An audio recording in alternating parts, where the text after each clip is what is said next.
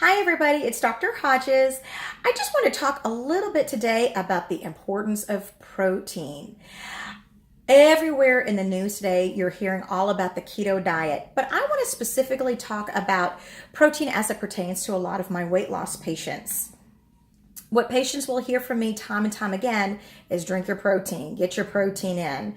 Typically, if you're a sleeve or a gastric bypass patient, you need to make sure that you're getting in 60 to 80 grams of protein supplement a day.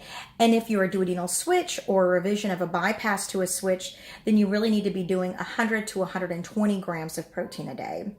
So how do you get this protein in and why is it important? I think first and foremost, everybody needs to know that regardless of whether or not they've had surgery, your body needs 1 gram of protein per kilogram of body weight. So if you weigh 140 pounds, that means you need about 70 grams of protein a day. If you weigh 200 pounds, you need about 100 grams a day. If you weigh 300 pounds, you need about 150 grams of protein a day.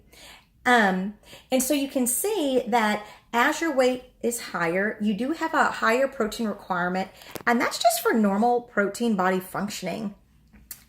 Protein is very important for all your enzymes and just for a variety of different processes that are going on in your body. So how does a patient get in all the protein that they need?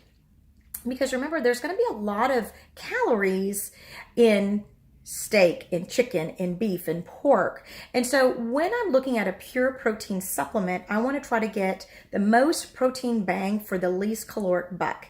And you're typically going to be able to get this with some form of protein powder. There are a variety of different protein powders that are on the market. You can get whey, you can get soy, you can get vegan, you can get lactose free. Personally, I like to have a pre-made protein shake. In the morning, I generally will have a Premier protein shake. I like chocolate. There are 160 calories and about 30 grams of protein. If you're a bariatric patient, sleeve or a bypass, you'll probably have about 2 of those a day. But what if you don't like the taste of shakes? What's something else that you can do? Remember, you can get creative. I don't mean that you have to have a great big shake 2-3 times a day.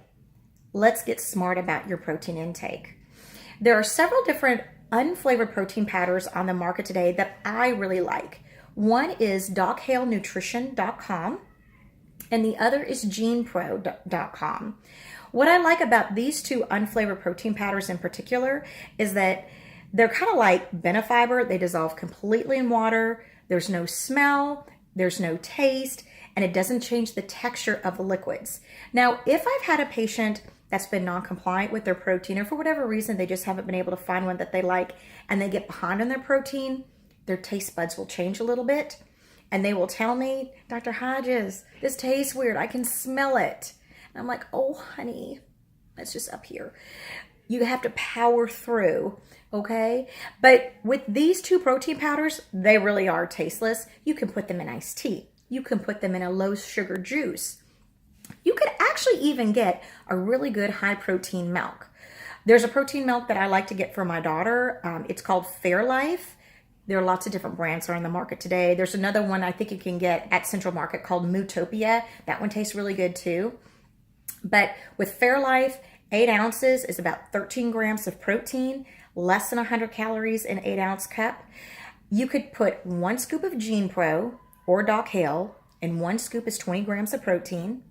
Put that in your glass of milk, that's 13 grams of protein, and now you have a cup of milk, not a shake, but you have a cup of milk that's now 30 grams of protein. That's a way you can hide it. And guess what? Fairlife also comes in chocolate milk, and a lot of these lactose-free milks now that are on the market today are much, much higher in protein because they're ultra-filtered, and it's almost like a more concentrated form of the milk. So in closing, I really encourage you guys, try to think outside the box with your protein. Protein is very, very important. If you're a weight loss patient, and if you're having hair loss, if you're feeling fatigued, if you're having a persistent nausea, kind of feels like morning sickness, 9 times out of 10, what's happening is that you're low on your protein and you're going to have to do everything that you can to just get compliant. So try these little tips. Try an unflavored protein powder. Try an unflavored protein powder in some juice and make some popsicles. I'm going to be making some posts in the future about some homemade popsicles that I'm going to make that'll be high protein. So think outside the box. Sometimes people will start getting tired of the different flavors, and that's okay. Try protein bars. There's many of them that are out there. You do have to be careful though with some of the protein bars with the caloric content as well as with the fat and the carbohydrate content, because many times to make them a little bit more palatable, they have to have more fat and more carbohydrate to make them a bit tastier. So go out there, experiment. There's a really good bariatric website called mybariatricpantry.com. It has a whole bunch of different protein snacks that are out there. They have protein shakes and protein chips and protein pancakes. If it has protein in it, they make it. So happy finding your protein. Try a good unflavored protein powder and drink your protein. Okay? Have a good night. Bye-bye.